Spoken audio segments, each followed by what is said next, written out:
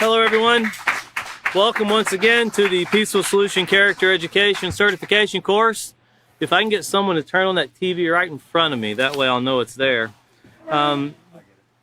So today we're going to be finishing off where David left off last class. Of course, that is the chapter 4 of What I Have Learned, and that's entitled Self-Control to Interaction and Communication. And we should all understand quite a bit more about communication at this point and why it's so important in our lives and how little words have to do in the effect of communicating. They do have a very important part, but tone of voice, body language, hand gestures, and so forth, all of these things play an important role as we covered in this chapter, and David was rehearsing some of those things. You can be turning over to page 112 in the What I've Learned section, and we'll just read over the ones he's covered thus far, and then we'll finish this up and get into the next chapter. But of course, when you think about communication and how we have to go through the day and the interaction that takes place and how our choice of words play a huge part, but how we say it also. That's the reason that text messaging, when it first started out, it was considered, if you had one of those phones where you had to press a letter 6 times just to get the one you wanted, it wasn't very impressive. And then it started catching on once the smartphones came out and the keyboards on the phones came out. BlackBerry made it popular with the phone they had. But they knew there was something missing because the words alone didn't do enough. So they started creating emojis and all of these other animations that go into texting now or messaging to help people get their point across. Because you can, and I've gotten text before and I'm reading the text and I'm like, oh, I don't know if they're glad, angry, or sad. I'm not for sure which one this is. And that's the way this interaction takes place with other people. But we also covered some very important things about how we are to react, and we went over the RESPOND acronym in this chapter, and we're going to go over it a little bit more again tonight on how the only person we can control when we are speaking is us. The only person that can control how the conversation is going on our behalf is us. We can't control someone else, but we can control us. So looking over here to what I have learned, and these are the points that David had covered last class, and then we're going to pick up about midway. Of course, he covered the way that we communicate can lead to misunderstandings and conflicts. And this is due to probably the lack of information or the way someone takes something in a misappropriate way, as David covered. But it also, one of the most common ways that the way we communicate can lead to misunderstandings, and we'll get into it tonight, is most people, I would dare say, most people, I fall victim to this myself many times. I'm trying to really work on getting it out of myself, is whenever someone's speaking, you're thinking about what you want to say, and you're not active listening to the words being spoken. And this is something that can be very challenging. Whenever you're trying to have a conversation, you're trying to communicate, but you're not hearing all of the words. And I find this challenge because I deal with many people that don't speak English. And it makes it extremely difficult when you don't speak their language. You're spending more time watching their body language and how they're saying the words, and then you're picking up on the words you do understand, and then you have to kind of give a reply. And you can have a back and forth that goes back and forth 3 different times just to understand the first comment. So these are things where I've learned that active listening with not just ears, but also with eyes, paying attention to how it's said along with what is said. Another important, this is the second point, another important part of developing a positive moral character is learning how to communicate with self-control. Remember, that's controlling our thoughts, our feelings, and our actions. Now, without the use of self-control in our daily interactions, feelings get hurt and people are misunderstood. And a lot of times it is the way we say things. We can choose the wrong words, and you've probably experienced it in your life where you said something and the result you got back immediately, you realized, I should have thought of a different way of saying this. I should have worded this a little differently. And that of course, might only be 7% of the conversation, which is the words that we choose, but they're still a very important part of it.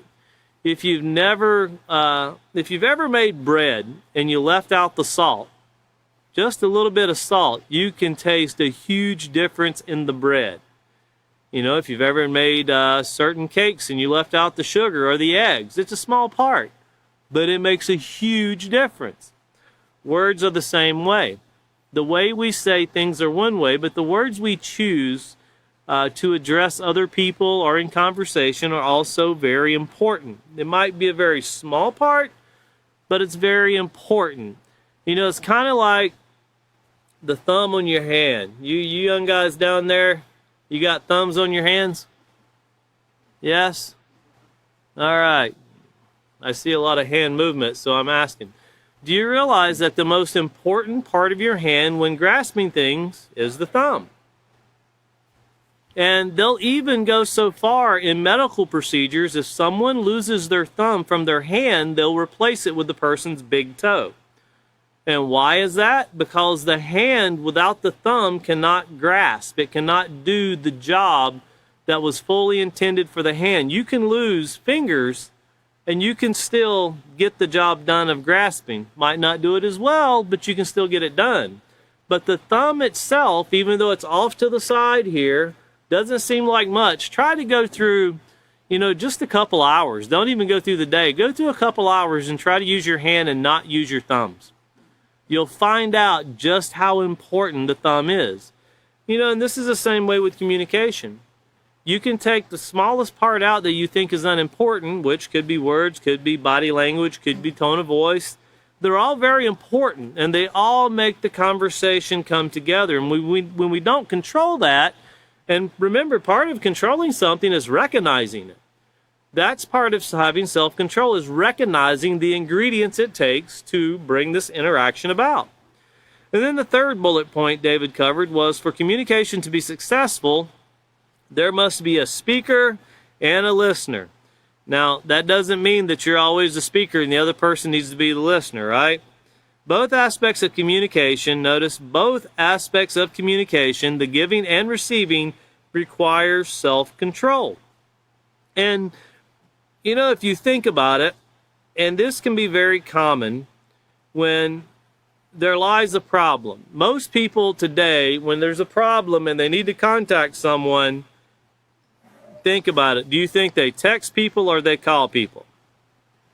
Usually if there's a problem, it's a text, because you don't really have to very quickly give a reply. You can consider how long you want to take to reply to this. And it's become a common part of society. And I've noticed that in certain conversations with certain people, when you ask a question that someone doesn't like, the text just stops. And there's no reply. The only downside to texting is, if you're like me, I probably have about 200 or 300 messages just in text I haven't read yet.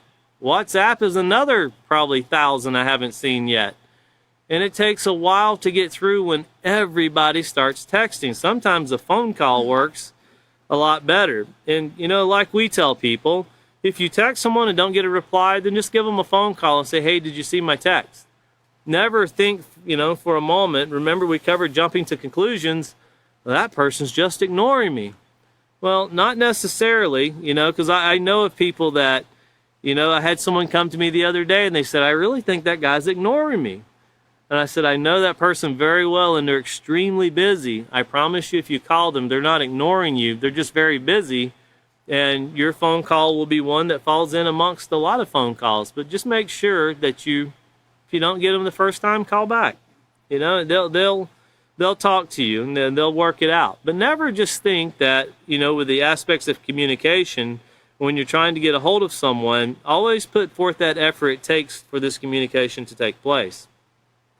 And then the next bullet point, when speaking to others, I can practice self-control by always considering what I say, how I say it, and to whom I am saying it.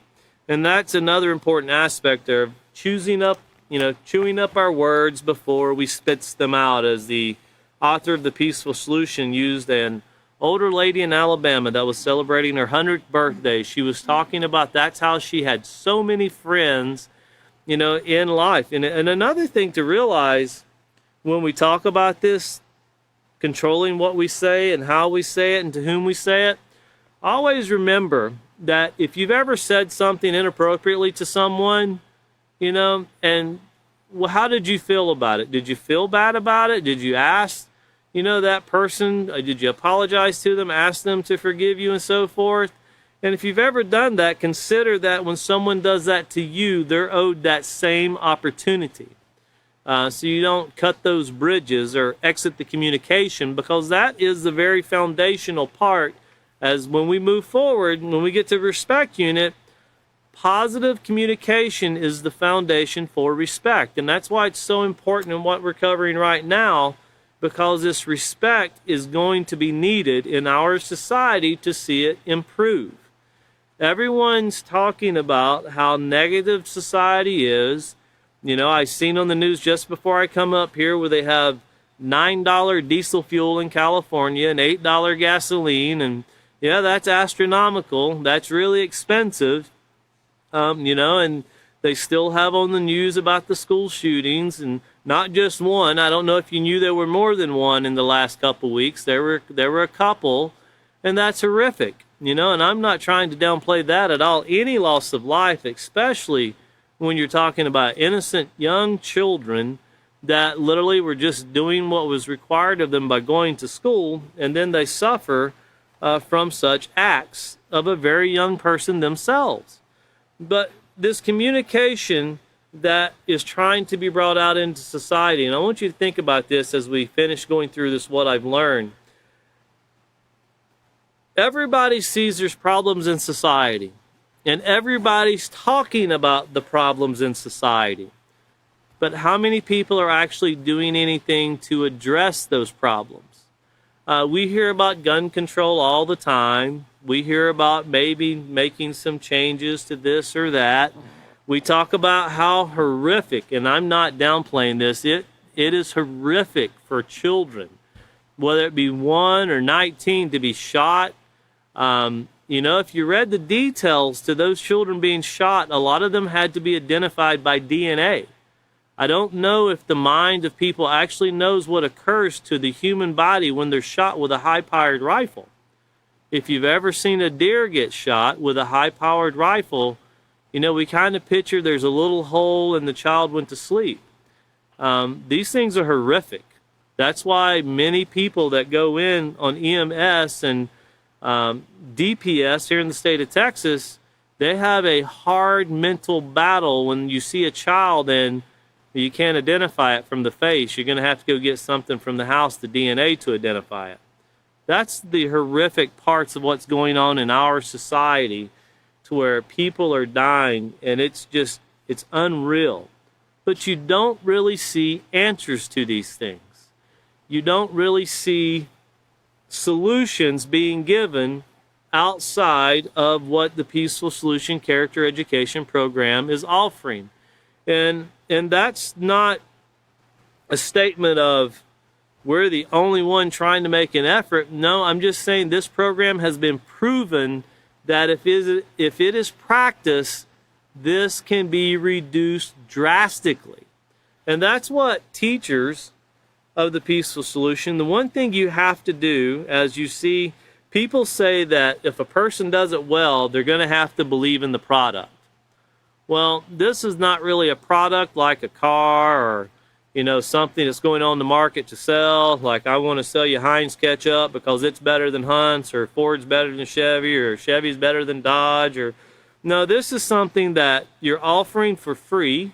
The benefit you get from society is everybody adheres to these rules, and there is no more school shootings. Well, why are there school shootings?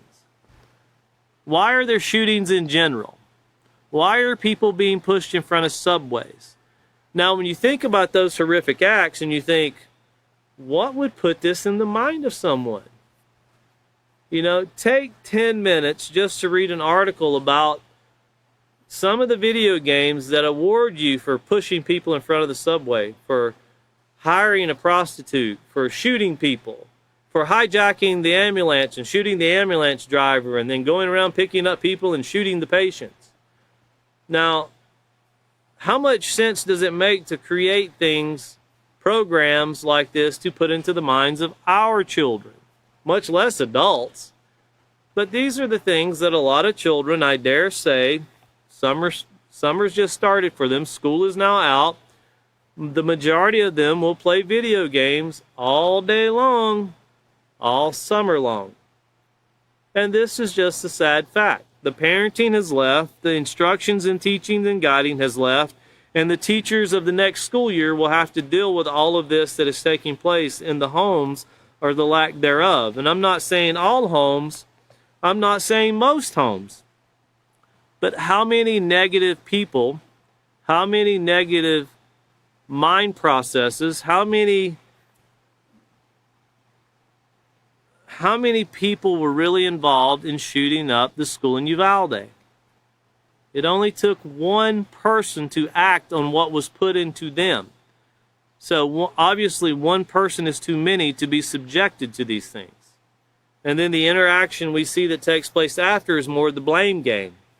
You know, and I empathize with those parents, because as a parent, I wouldn't be interested in tell me how many ways they failed and how many ways they coulda, shoulda, woulda. No, I would want to know, how are you going to prevent this from taking place again? Don't tell me how you fell short this time. Tell me how we're not going to fall short again. That's what I want to know. And that's what the Peaceful Solution is actually offering. Well, here, moving on to the next point. This is the first one that we're going to cover tonight, looking back in our books and where David left off. It says self-control. Self-control can be displayed through active listening. I make sure I hear what is being said and also the intent behind the words. And if you look back over to page 95, and once again, we're just rehearsing chapter 4 with the What I Have Learned section. Take my pen off here. We have the tips for active listening. And of course, remember, with communication, there has to be, as we spoke of before, there has to be a speaker and a listener. You know, that's why your phone has a place for you to hear and a place for you to speak. Most of the time, people don't use the one to hear, they only use the one to speak. And I usually joke to my children about that sometimes. It's like, you don't even need a headphone. You can just take that thing off. You just need a speaker. And that's sometimes how, when we get excited, when we feel like we got to get things across. But now sometimes, just also remind yourself, sometimes when we're speaking, we just need someone to listen. And that's when you go to a trusted authority. That's when you go to a guidance counselor. You know, that's when teachers have these readily available where they can send students to the guidance counselor. But that's when, you know, even as a parent, sometimes you just need to listen. You don't need to speak. And that's okay too. But here on page 95, we covered these tips for active listening. And the very first one was reflect what you think the speaker is feeling. So you're not saying it in a statement, you're saying it more of a question to make sure you understand. And notice it says this can be done by using such statements as, it sounds like, it seems like, could it be that you are? You know, so you're pretty much saying it in a way that causes them to confirm what you thought you have heard. And then, of course, the second tip here we have is do not interrupt or change the topic of conversation until you are sure that the other person has finished speaking. You know, this is one thing that I've been challenged with, but this is one thing I've always was amazed. I dealt with the author of The Peaceful Solution for many years, and this was one thing about his character I was always amazed that he always did. Whenever you were speaking, he would not speak until you were finished. And then when you were finished, he would make sure there was a pause in between you speaking and then him speaking. And I was always impressed by that. And I have very close friends that are the same way. They've developed this. It's very valuable to have in your character. It's a challenge, but it's very valuable to have. It requires a lot of self-control. But these are things that make people better communicators, all-around communicators. And notice it says, if you here in the second tip, if you have ever really wanted to talk about something, then you're aware of how great it feels to have someone listen to you. People can readily tell when someone wants to hear what they have to say. For example, you start telling your brother about a funny incident that occurred at school, and right in the middle of your story, he jumps to start telling you about his day at school. You know, and these are something, it could be something very, I wouldn't say insignificant, but a minor detail here. But what if it's something serious? You know, there's many, many times where you have youth that say they cried out for help, but no one really listened. And studies have shown that's actually the truth. A lot of people have cried out for help, but they were not taken seriously. Well, we have to make sure that when we listen with the seriousness, we listen with the, complete, even if we have to take the phone and put it over here, because a phone is a magnet. And we're going to get into that on our next class. A phone is, and I know people can be very busy, but there are certain times to where you just got to put the phone away so you can actively listen. No matter how important you think the phone call is coming in, there are sometimes that phone has to be put away and your attention has to be put on the conversation itself. But also, now, as you'll learn as we're going through this book, cell phones were not as predominant in 2000 as they are today. Back in 2000, I would dare say mostly adults had cell phones. Today, we went into schools where first graders all had cell phones. And that was very impressive to me that first graders had cell phones and most of them had internet service. That was not impressive. That was horrifying to hear. But here the third tip. It says, when you are actively listening, use an appropriate amount of eye contact. In other words, that's not the way you want to do it. Well, I read this book online, and if you can't look at me straight in the eye the whole time, you're lying. Not really, that's not the way it really works. But also, you use eye contact to show, it's part of, and we'll get into this in the peaceful solution, but it's a part of affection, and it could be like an empathy, so to speak. You're putting yourself in the other person's shoe, but you're listening, you're engaging them. You're not looking at the walls or looking at the ceiling, you're looking at them, you're showing body language, because active listening also shows body language. But you're showing you're taking it in, so you can actually give a reply, or you're just there to hear in general. But when you're active listening, you use appropriate eye contact, and it says, in other words, notice, don't stare at someone to the point where they feel uncomfortable. On the other hand, don't avoid making eye contact altogether.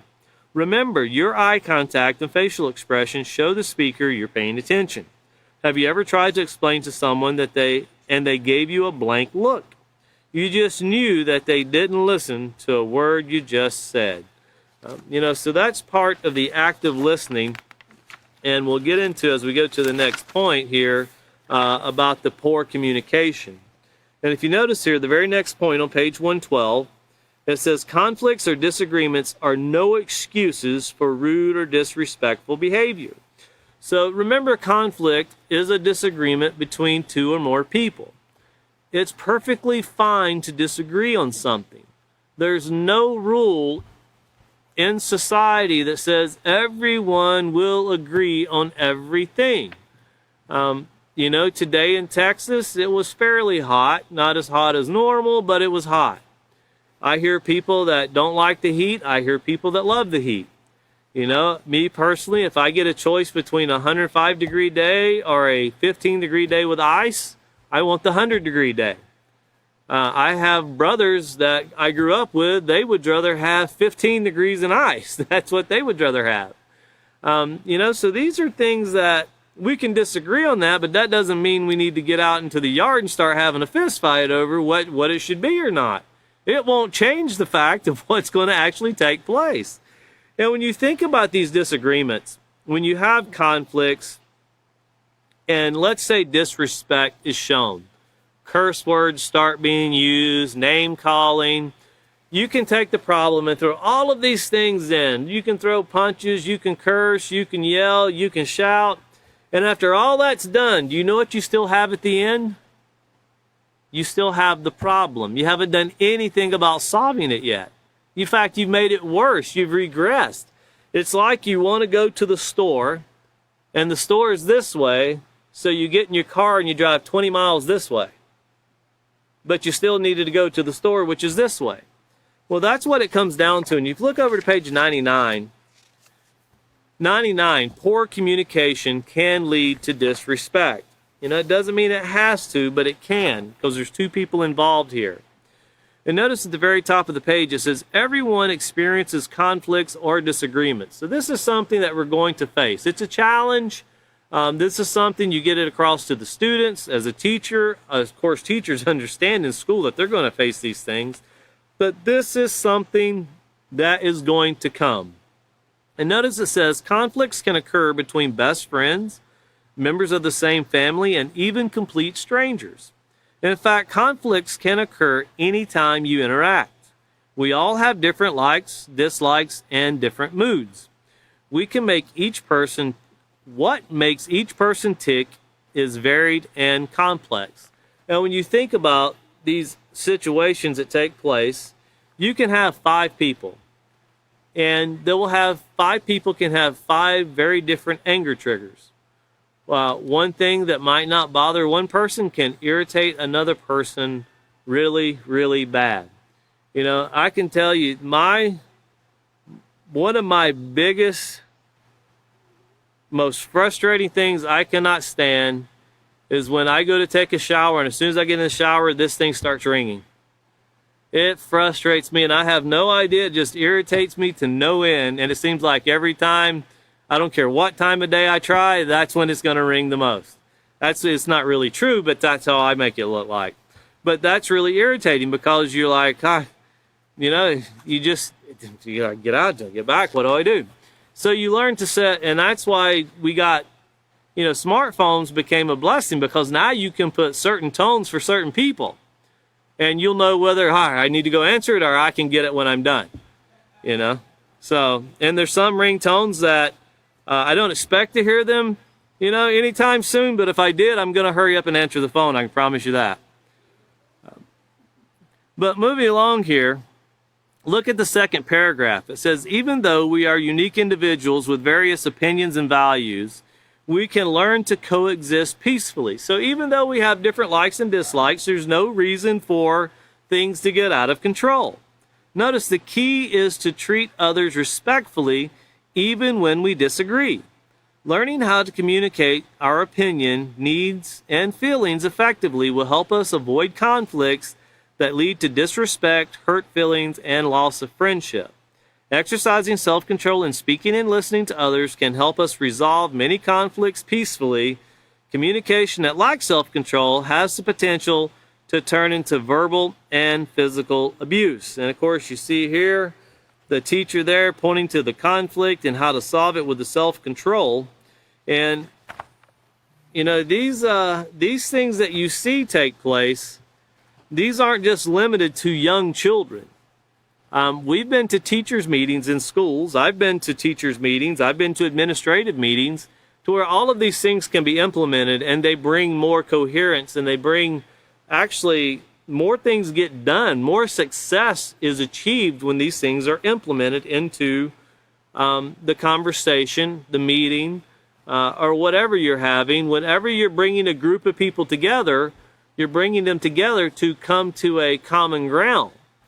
And if you're not going to communicate respectfully, you're never going to receive the common ground. You know, that's just the way communication works. Respect is needed. But once again, it's never an excuse. These disagreements are never an excuse to be rude or disrespectful.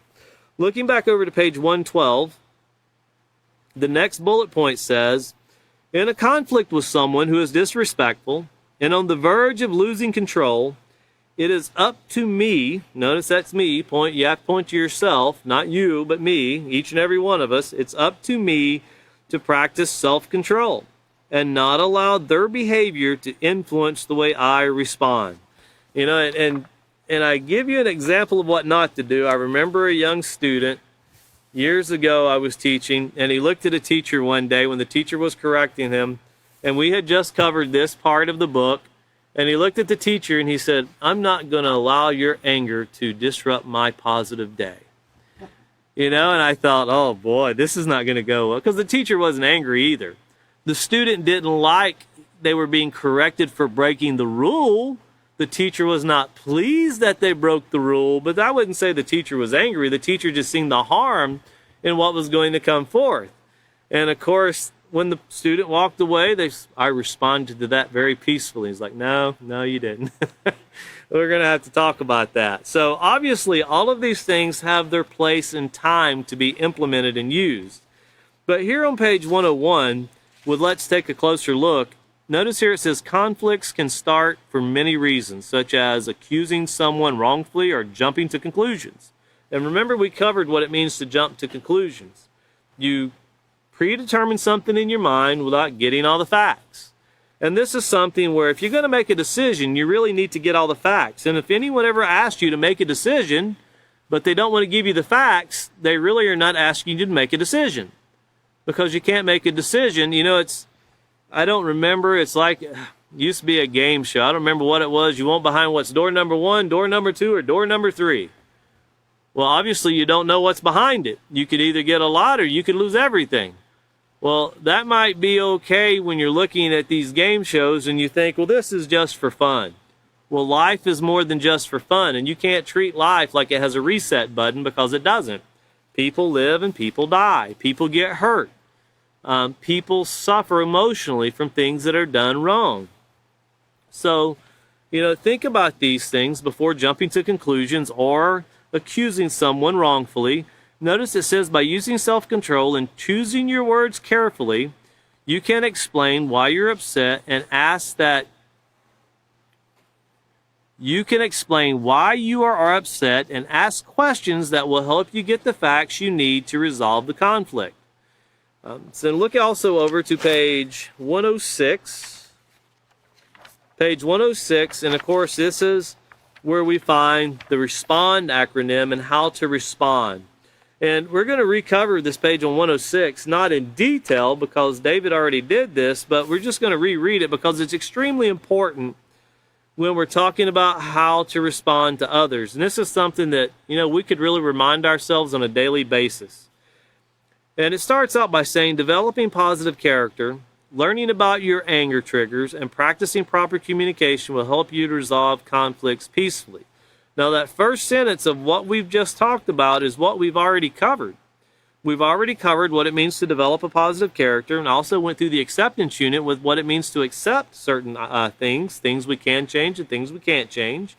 And then notice learning about your anger triggers. We've already done that. We went into detail in chapter 3, but also in chapter 2 with emotions, and practicing proper communications, and that's what we've just covered.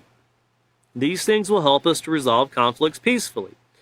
But everyone is not practicing the peaceful solution and learning to develop self-control. Not everyone. That doesn't mean everyone doesn't want it, but not everyone knows that there's a recipe, so to speak. If you ever speak to people, I was just speaking to someone the other day in a different country, and they speak a different language, but we also have this unit in their language. And they were telling me how no matter what takes place, they just get angry. They don't like anyone, no matter how close the person is to them, no matter how close of a friend they are. When someone points out they're doing something wrong, they just get angry. They said, that's my anger trigger. When someone points out I did something wrong, I get angry. I said, well, what do you think the answer is? People need to quit telling me I'm doing things wrong. I said, okay. They said, you think that's right? And I said, well, next time you walk out into the city street and I see a bus coming, I won't say a word. Well, that wouldn't be right. Well, do you want me to point out you're doing something wrong or not? Well, I could die. Well, these other things that you think are small, you could die from those too. You're just not seeing it. You're not seeing how it's a process. It always humors me to a certain instance when people think that, they talk about death, and I only mention this briefly because of self-control we're talking about. They think that death is something that starts when you quit breathing. That's when it completes itself, When you put yourself in a deadly situation and then you die, if you weren't in the situation, death would not have been able to present itself. And sometimes, there's many different situations and scenarios. But the person, after talking for over an hour, the person finally understood that if they're walking out in front of a bus and they don't see it, it's okay to tell them they did something wrong. But that's the only thing they would agree on. So it's like, well, this takes time. A lot of time. It took a lot of time for me. And as teachers, we have to take a lot of time for our students, because even though we're teaching this, we still need it, and we still have to study it, and we still have to apply it every single day. And when we fall short, we have to acknowledge it, fix what we're breaking, and then move forward. So notice here, continuing, it says, so even though you might be in control and are communicating respectfully, you could find yourself facing someone who is angry, disrespectful. So notice that's uncontrolled anger there, and on the brink of losing control. And of course, then we have the scenario that we read there on page 96. But notice it says you could be minding your own business when suddenly someone starts yelling at you, accusing you of something you didn't do. Now, you think about what it feels like to be done that way, but then have we ever done someone that way? Continuing on here, it says, when you are in a conflict where someone is on the brink of losing control, it's up to you to not allow their behavior to influence the way you respond. This can be very difficult to do, especially when someone's cursing you, yelling at you. This is something we've talked about before, but if you're working for customer service, you pretty much have to have this down. Because I will never forget our experience of teaching customer service for AT&T in Argentina. And if you don't know it, during the day when you call AT&T customer service, you get part of the time you get Argentina, the other time you get India.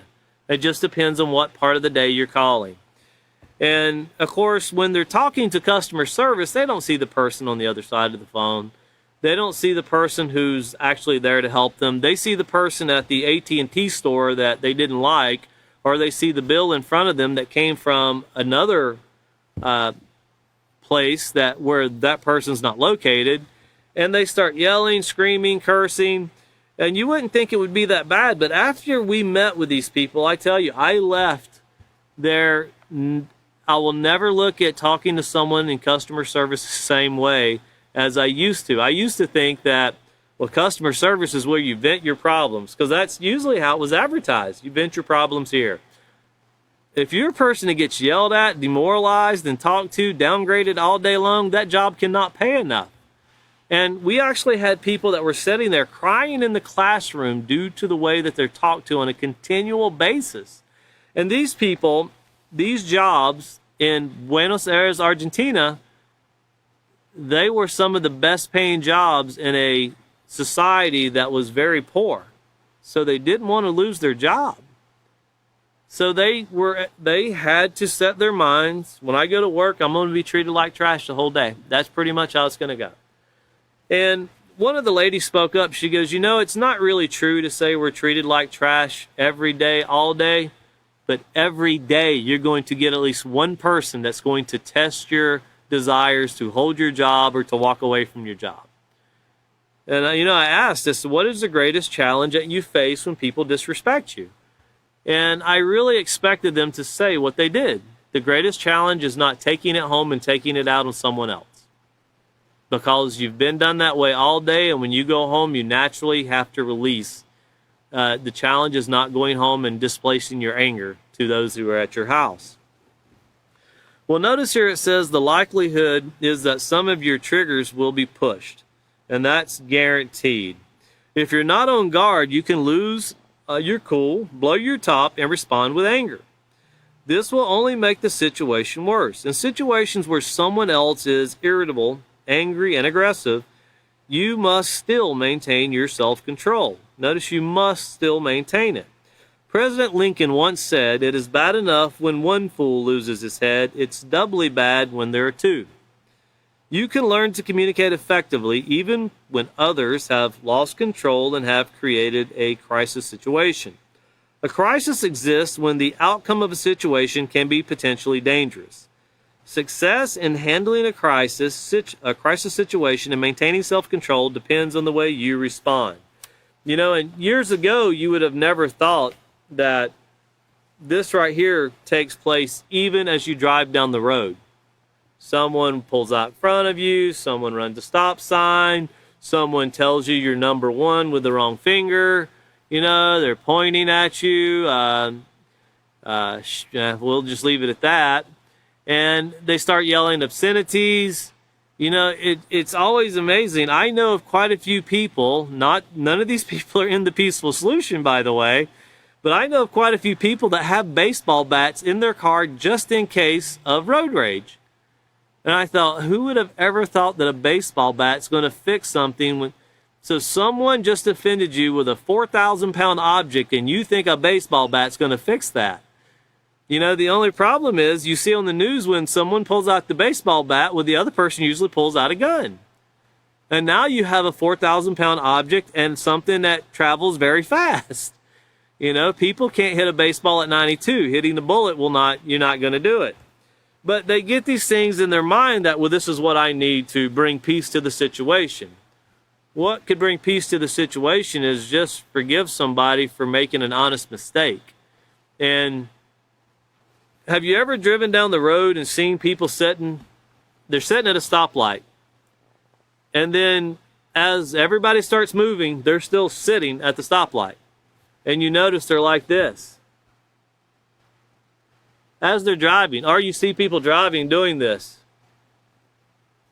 You know, when you think about that, and why are we talking about that with this? Well, we're building up to our next chapter we're going to go into, because this responding, I would have brought a news clip about a young man that was on a motorcycle, and a lady pulled out in front of him, and she was on Google Maps. And you find this out later in the video. And she's looking at Google Maps, and she doesn't see the guy on the motorcycle. He pulls out in front of her, and he's able to get out of the way, but he pulls up beside of her car at the stoplight, and he stomps the driver's door in on her car. And it looked like it was a fairly new car. And she could not understand why that guy was stomping her car. And he said, what's on your phone cannot be more important than my life. And she still did not understand what he was talking about. She still didn't understand she pulled out in front of him. And then when he finally told her, she was extremely apologetic, put her phone down, and she started crying. She said, I didn't realize what I just did. You know, and then the guy looked at the door, and he started apologizing for stomping her door in. But that didn't keep her from calling the police, and the police had to come, and the man actually was charged with a misdemeanor for what he did to her car. And she acknowledged she pulled out in front of him, but the cop said, well, there's nothing we can do about that. But the man on the motorcycle was charged with kicking in the door. He could have responded very differently. I'm sure at the time he was very upset, but that doesn't make the situation better. In fact, it got him into more trouble. And yes, he was done wrong in the beginning, but it still didn't make it better. Looking over here to page 107, notice is the RESPOND acronym. And of course, reading through it very quickly, the R stands for remain calm, E for evaluate the situation, S for stay objective, P for practice being polite, O for overcoming the desire to retaliate. Yes, we all have the desire to retaliate, each and every one of us. Negate the negative is N, and D, be determined. Now, you can go back through our classes that were taught by Catan and William, and you can get a lot more time was spent explaining these in moving forward with the program itself in the chapter, but they spent a lot of time covering these particular subjects as we were teaching. But for tonight, we're going to move over to the last bullet point, because we're going to need to get into the next chapter. The last bullet point here in chapter 4 is, once I have responded appropriately and found a peaceful solution, I can be glad that I made the right choice to avoid a crisis situation. Then I can stop thinking about the incident, and notice it's italicized here and in bold print. Circle it, underline it. What can you do? You can let it go. This will enable me to avoid holding on to anger, resentment, and thoughts of retaliation. And looking over just a page over, it's on page 111, and notice it says the choice is yours. And that's one thing we've been talking about ever since we first started with the character unit teaching, that everything is based on a choice. And what the Peaceful Solutions goal is to educate each and every one of us, so that we can make better choices. But everything is based on a choice. But here at the very top of page 111, it says, it takes courage and strength of character to practice self-control when you are being deliberately provoked. You must set your mind in advance to use positive communication and respond peacefully even when you are being antagonized. Once you have responded appropriately and found a peaceful solution, give yourself credit for having made the right choice to avoid a crisis situation. And then notice, let it go. Once you've dealt with the situation, if you keep replaying it over in your mind, holding grudges, that's all right. You got to plan when you can get even. Can't do it right off the bat. You got to let it grow out a little bit of time, then you can get them the right way. That doesn't solve problems. So once you handled something and you've dealt with it appropriately, acknowledge, let yourself know, I did this. I was able to handle this, and then let it go. Forget about the situation. Notice here it says, don't replay the incident over and over in your mind. If the person who antagonized you caused you to feel embarrassed or afraid, then deal honestly with these emotions by talking about them with a friend or trusted adult. If you hold on to these emotions, you could begin to have negative thoughts about yourself and about the person you had the conflict with. This will cause you to feel frustrated and resentful. If you are not careful to guard your mind and you focus on the negative incident, you could seek to get revenge. And you think about how damaging and how hurtful it can be for it to take place the first time, the second, the third, the fourth. It doesn't help to keep replaying these things in our minds. We have to, once we've dealt with it appropriately, just move forward and let those situations go, and tomorrow's a new day. Especially if it's somebody who you have to engage with on a continual basis. You can't let these ways of communication break down because of one incident. These are things that will help us grow. Society has been built on a lot of, as the author of The Peaceful Solution used to tell us when we would go out and teach in schools, or we would go to do certain events, and we would have challenges, and I always remember he would look and go, well, we know that don't work. Let's try it this way. Never got upset, never spoke bad about it. Just, well, that didn't work. Well, we won't do that again. Let's try it this way next time. And that's what we did moving forward. And we finally got to where we actually were able to teach a lot of people. But this is a continual thing. It's not something, it's like here in Texas right now. It can rain for 10 minutes, and that isn't going to do much for the drought we have. And it's not going to make the burn ban signs come down and people start burning trash in their front yards or wherever they want to do it. These are things that it takes a little bit every day. And when you get it, it's beneficial and it's helpful. Well, looking over here to lesson plan 5, page A, we're going to get started with Note to the Teacher in chapter 5 tonight, and it's entitled Maintaining Your Self-Control. And that's why we wanted to talk about the RESPOND acronym a little bit, because that is part of maintaining our self-control and how we respond to situations. But also we're going to learn what we allow into our minds. Remember, influences are very powerful. We were told in the character unit to never underestimate the power of an influence or peer pressure. Conformity. Never take these things lightly. And I want to read to you. First, we'll read the first paragraph here. And I want you to remember, this book is 20 years old. When this book was written, MySpace hadn't come out yet. And for you young people, that was before Facebook. And if you don't know that, that was before Instagram. And I don't know any other ones. So if there's other social medias, I don't know them. I've never been on Instagram, never been on Twitter, never really went on MySpace. I didn't know much about that one either. But this was before the huge social media outburst took out, where people could really communicate all around the world. There was no WhatsApp, or Snapchats or Telegrams or whatever you're thinking of. There was none of that. In fact, the internet itself was nothing compared to what it is today. In 2000, there was, the term Google it had not come up yet. That was still not a term. You had your browser, you had your dial-up. You know, you had AOL, which if you don't know what that is, that's an old, I'm just feeling old now, so we'll stop with that. But it was very different. There was no such thing as internet on your cell phone. In fact, text was even a big thing at that time. But keep this in mind, and then we'll read some updated information. It says, do you remember a time when much of what was on television was educational or family oriented? I do remember when I was growing up watching shows. Popular ones they used to put out was like Leave It to Beaver and so forth. You know, it was supposed to be these ideal family shows. But I also remember watching shows like All in the Family that was not the ideal family show growing up. It was more of a dysfunctional family.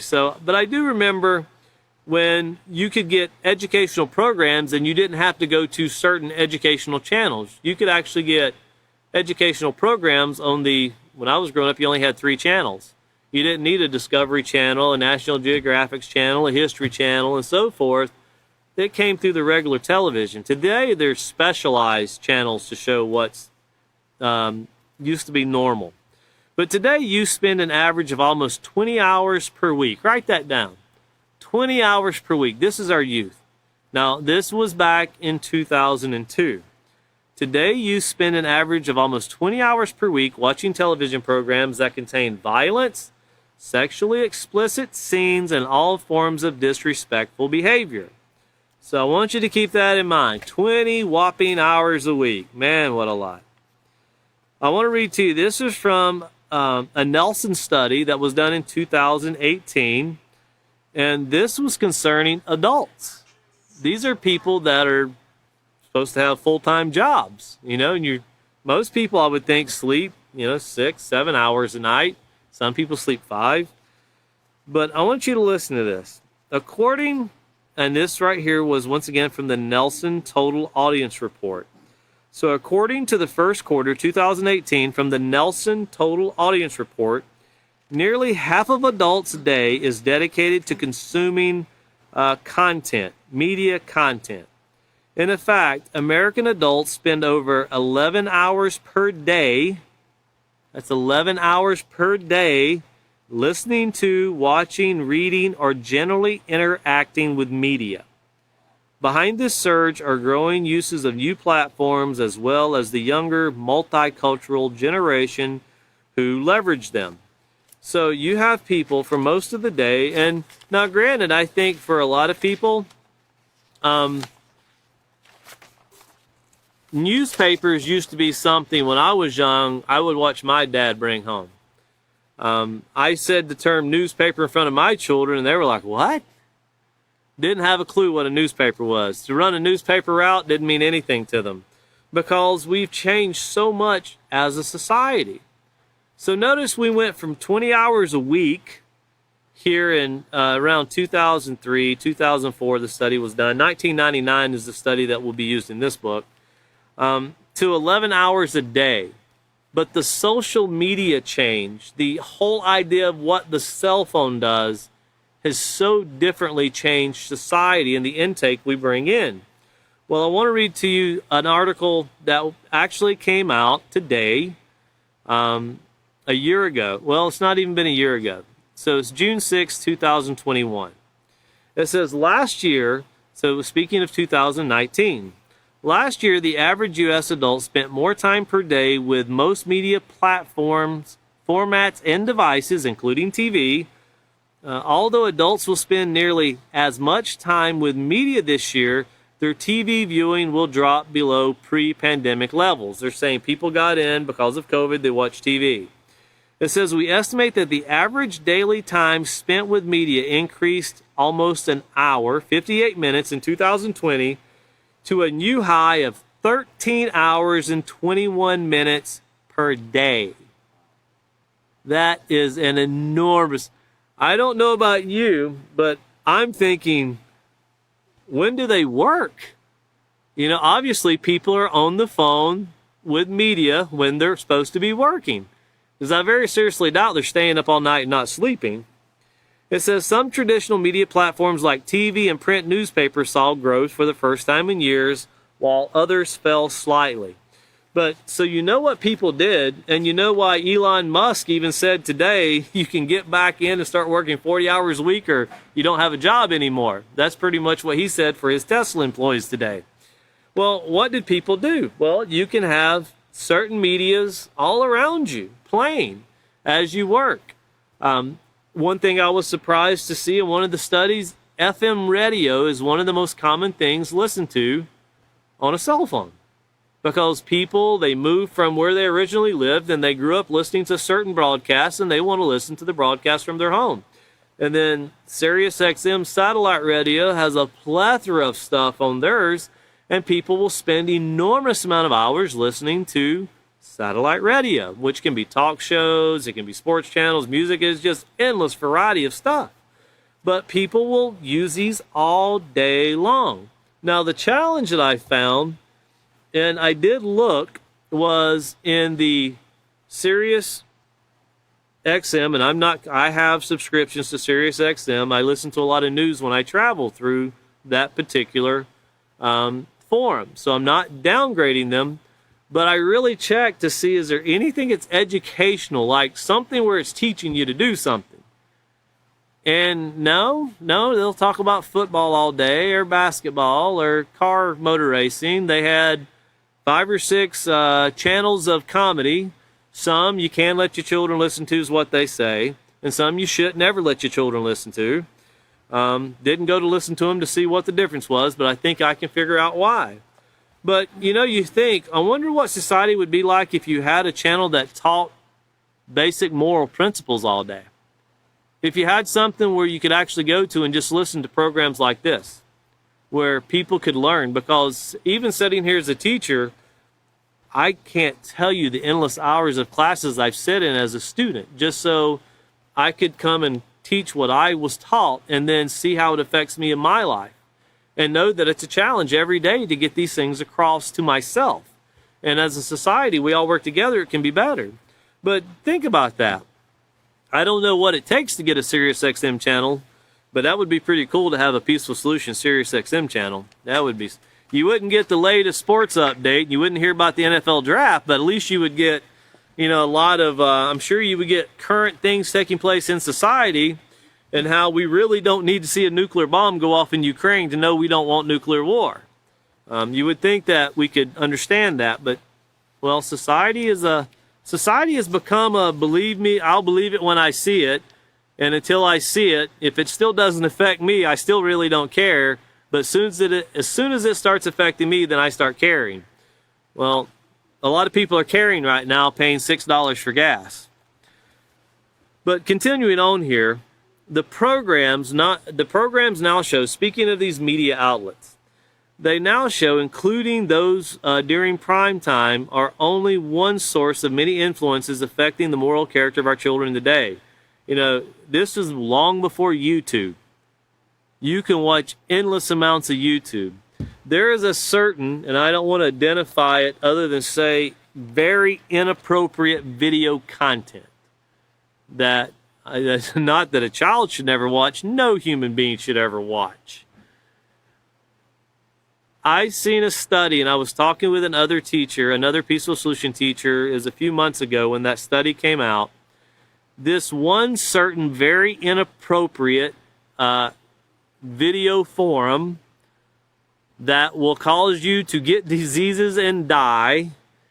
They said that if a person started watching the day they were born, you could watch every second of every day till you're 70 years old, and you would not have seen half of the video content that is now offered on the internet for that particular substance.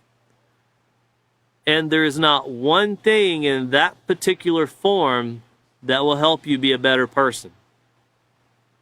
There are a lot of things in that particular form that will help you do things that will destroy your body and destroy other people's bodies, but it can't help you. And when you think about how much time and energy has went into that, well, there's one thing that's the driving force behind that. It's money. People have done this for money, but it hasn't benefited society. And you learn very quickly the things that benefit society don't really make a lot of money. But the things that society kind of wants right now, and then we wonder why things are going bad, they're very detrimental. But moving along here, so we can finish the first paragraph, it said, what TV hasn't accomplished the internet, video games, and songs have? There is a grave concern about the negative influence media entertainment is having on our youth, and it has gotten so much larger now compared to what it was at this time. The dangers are so much more prevalent in everyone's life. This can't be stressed enough. Volumes of information are available in print. News coverage is steady, and many adults are concerned about the morality of our future leaders. We're going to stop right there on that point because there's some information that we're going to bring next class to also kind of tie this in. But, you know, just imagine 20 years ago, most people never even had a laptop. Today, children are walking around with the world is literally at their fingertips. There is not one thing on Google you can't find, and you've got to be extremely careful or have some kind of protection that's guarding your search engine when you search things, or you'll get from innocent searches very bizarre things. You know, and this is what society has become. So think about this and what we've talked about, and our next class is going to be June 5th, and it'll be at 5:30, so this coming Sunday at 5:30, and keep these things in mind and look at what's going on in society, and then start considering what is the driving force. Can someone do something unless they're shown to do it? You know, can an electrician do electrical work unless they're shown how to do it? Can a mechanic fix a car unless he knows? Does a farmer plant a field unless he knows? If society is not taught how to make better choices, it will never get better. So keep that in mind and let that be the driving determination behind us moving forward with education. Thank you once again for joining us, and we'll see you next class.